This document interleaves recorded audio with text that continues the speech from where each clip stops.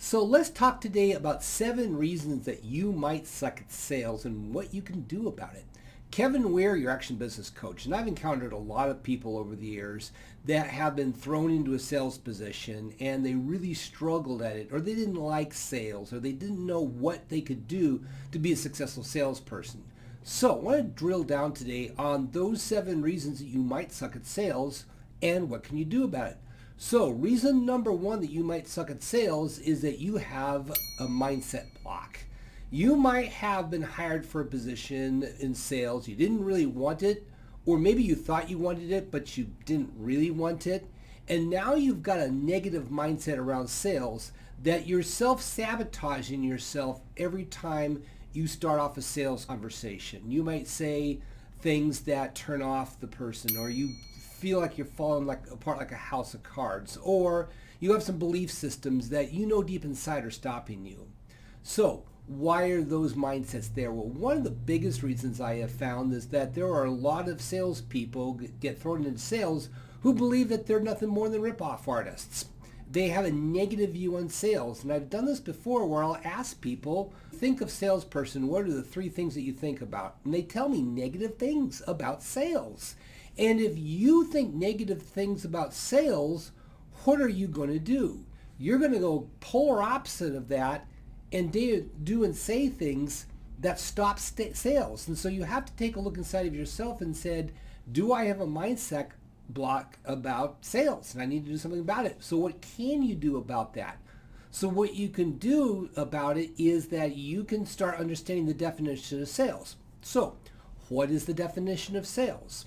The definition of sales is basically that people love to buy, but they hate to be sold. Or another way you can actually say a definition of sales is professionally helping other people to buy. Because think about this. People love to buy. Let's think about yourself. When you go out there and you see something you want, you go get it and it feels good once you got it. Yeah, it feels really good. People want to buy. They hate to be sold. So if you understand the definition of sales is professionally, i.e. getting paid, helping others to do what they already naturally like to do, that makes it a lot easier. So again, drill that down inside of yourself, is that sales is professionally helping other people to buy. Okay? Now the number 2 reason that you might suck at sales is that your prospect doesn't even know who you are. You go in, you start talking to a person, and they don't know you from Adam. And you go right into some sort of sales presentation. Always remember this. People buy from people who they know, like, and trust.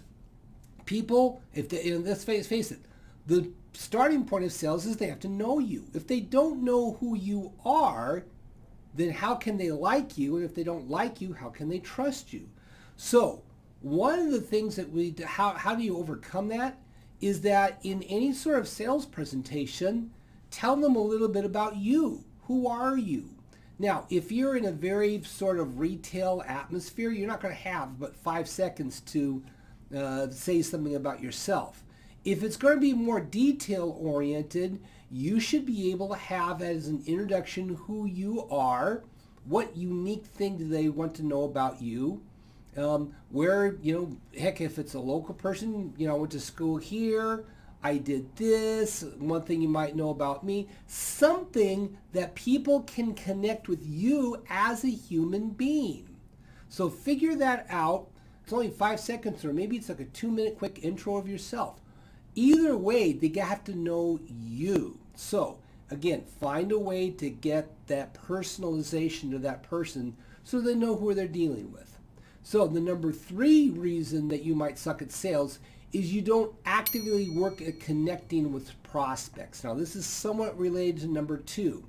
Too many times you are basically a sales machine or trying to be a sales machine. So what you do, you go in there and you just start talking and you don't work at actually developing a connection with the person. Getting back to the concept of know, like, and trust, they might know you, but now they don't know if they like you. So how do we overcome that problem? So how you overcome that problem is you have to work in the concept of match and mirror. Now, let me tell you a little story. And this wasn't in a sales position, but this is more in a coaching position. But the principles are the same. When I found out years ago that if I had a person in front of me, and if they were a fast talker and they talked loud like this, I would say to do the same thing. And I would match and mirror them. And then if somebody was quieter and slower and more even pace, I would do the same and slow down my patterns and slow down everything. And guess what happened? I developed a connection with that person because people like it instinctively when they are matching and mirroring you. Now, you don't mimic them. Mimicking is obviously artificial. But if you are matching and mirroring them, people start feeling like they can trust you and you can trust them. So look at matching and mirroring as a way to overcome that issue on sales. So the fourth reason that you might suck at sales is you don't ask enough questions. You might go in there and you might start going into one question and maybe a second question and then bang, right into the pitch. And next thing you know, the person tells you, well, let me think about it. And then they're gone and they don't respond to any follow-ups. So what happened?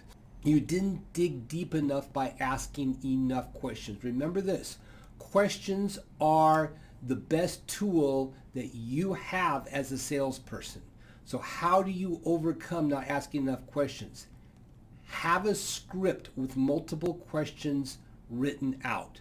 One of the things that you should have with you if you are in a sales position is have a list of questions that you could ask the prospect that will allow them to share more with you so you can come down and totally understand at a deeper level what they want and why they would buy something from you.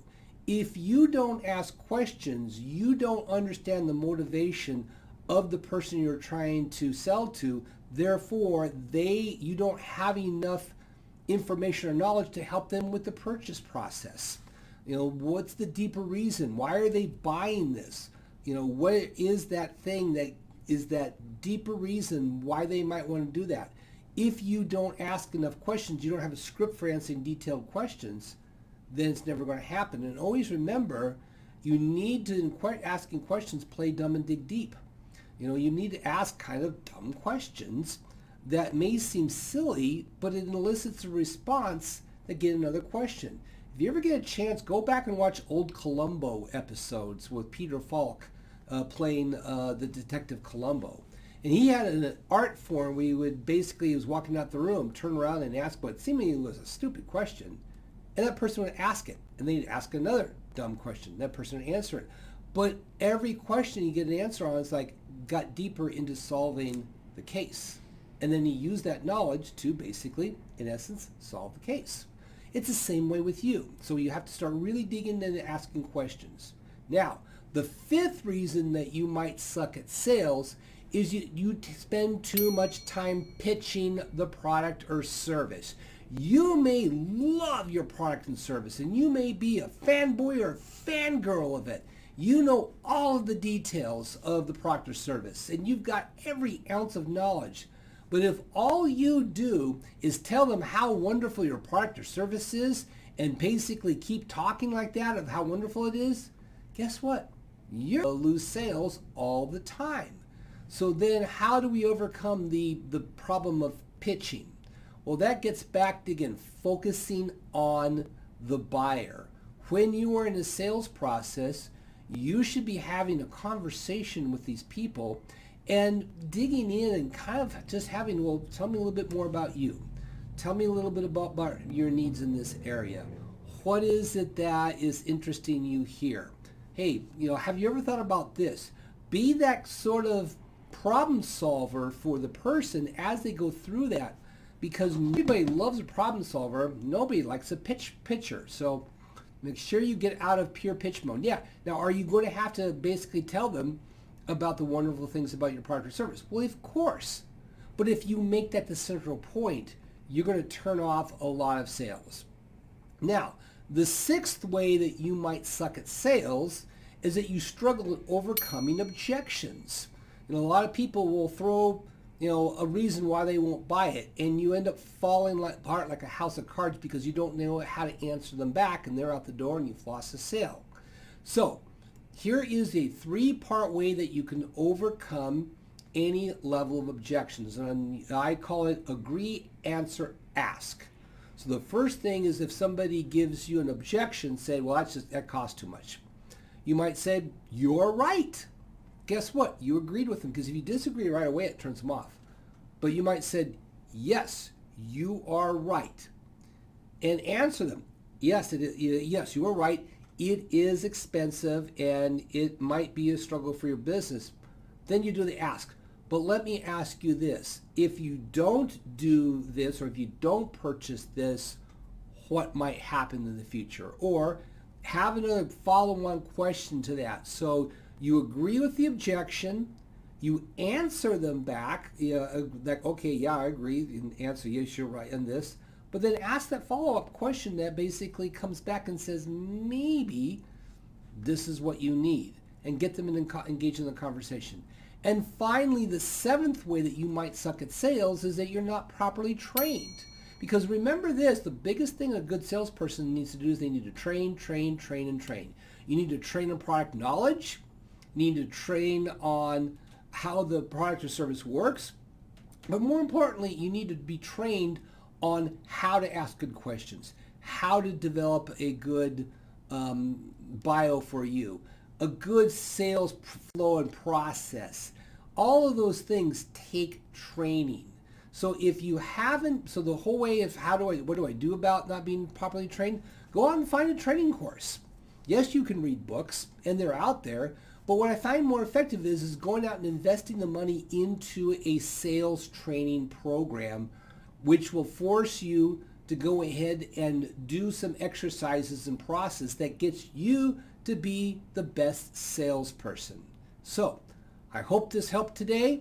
If you have any other questions, go ahead and contact me below. Would love to talk with you so that you don't have to suck at sales anymore.